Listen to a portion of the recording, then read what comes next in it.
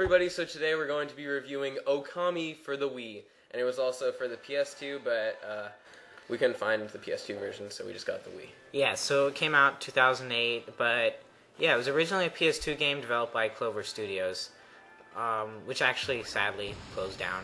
God damn it. Yeah. Apparently they're making, I heard something about an Okami DS game. Yeah, Okami Den. I don't know how that's going to turn out, but sounds pretty awesome. Yes. Anyway, the game is heavily influenced by, classical Japanese myth, and it shows. Like, there's just the style of the game is very reminiscent of, like, Japanese paintings and stuff. Like, if you ever seen those things? Yeah. It just looks very cool. It's also in a cel-shaded style, and it's probably one of the most unique-looking games. Like, it's easily recognizable. You play as this sun goddess named Amaterasu. You're like this wolf, and you're guided by this little green bug. Yeah, and you're sent to destroy this, like, six-headed serpent that's, like, purging the land and kind of cursing it and destroying it. Yeah. And, you're just sent to kill the dragon. You go on all these quests in between where you have to, like, help people out and do, like, little things, like help this kid fish. So it's actually a lot like Zelda. Yeah, and even though the sales were kind of average for both the Wii and the PS2 versions, this game really has a large cult following, and it's still definitely worthy of praise. And the story is very comprehensive. It has just a ton of characters, and what's really cool about this game is that these developers really injected their own unique sense of humor. Yeah. The game is just very funny sometimes. Yeah, I didn't think it was going to be that funny, but it actually is.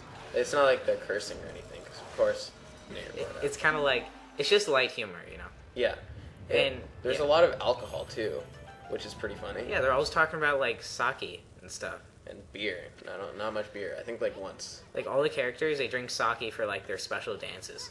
Yeah, they drink sake. Like, I think in this game, you could actually drink sake, and it gives you, like, superpowers. Yeah, it's very strange. So, if you have not noticed yet, you could draw in this game, which is really the main part of the game. Yeah, drawing. It's the main, like, unique thing. Like, if there's one feature that I'd have to mention about this game, it'd be the celestial brush. Yeah, and you use this brush to draw, like, let's say you draw a circle in the sky, then the sun will appear. Yeah, it's just a very cool tool you can use. Like, say there's an island out there, and you can't swim to it, or otherwise you'll drown.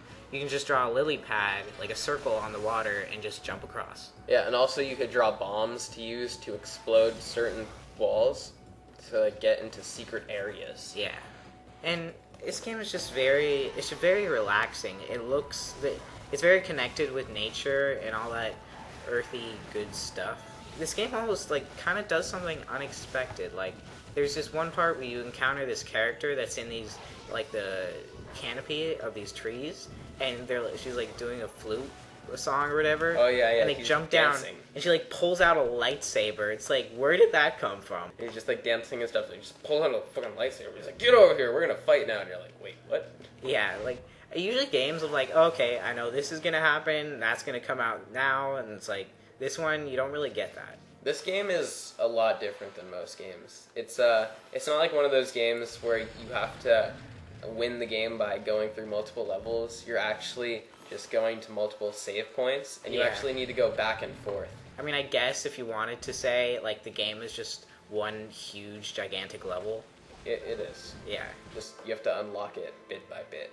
And again, even though it is kind of like Zelda, it really does come into its own, and it provides, like, kind of a unique experience. Like, it's not just a Zelda clone. Like, you'll be glad you spent your money on this instead of, like, Twilight Princess or something. Yeah, and it's actually not that easy to find anymore. Yeah, that's true. Like, there was, like, one copy at GameStop. Yeah, and the music in this game is just, like, incredible. It's the best music I've ever heard. I'm not even lying, that it's really good music. Yeah.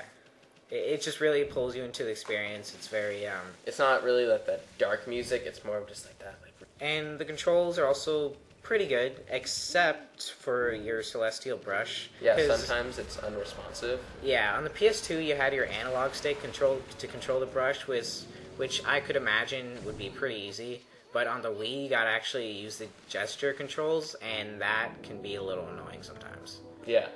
I think that, Actually, I think it's not that bad though, because even let's say you have to draw a circle and you draw like a circle and it looks like something way worse than a circle, like just a bunch of scribbled lines. Yeah. It still turns out like the power that you're trying to like if you're trying to make a bomb, the bomb will still appear no matter how bad it looks. It's also a pretty lengthy game. It's just a huge world to explore, and you definitely don't have to worry about not getting your money's worth. But if you own the PS2 version and you look at the Wii version, like, oh, that might be pretty cool, might pick that up.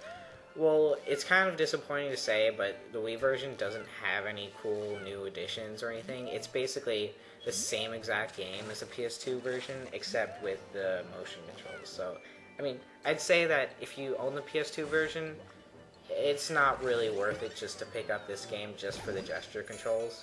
Yeah. I would just pick up, like, let's say you've never played Okami. Let's say you have a Wii or a PS2 lying around somewhere. Just get it. That's all I have to say about this game. Hope you enjoyed this game. We actually might do a playthrough on this because it's just a really fun game and we really enjoy playing it together. We have a lot of, like, commentary. Like, when we play the game, we just talk to each other about, oh, this will be funny or that will be funny. Yeah. We're, like, making voices for the characters and stuff. And yeah, it's just a really funny game, and we can like teach you guys how to get through it if you're having trouble with something, because we have had trouble with this game. Yeah, definitely. So yeah, that's our review of Okami for the Nintendo Wii. Yeah, hope you enjoyed our review. Check out our channel and some of our other reviews. Yes. If you want to see any other cool games that you can get for like PS3 or PS2, whatever, you know, it's all good. Yeah. Catch you later, guys.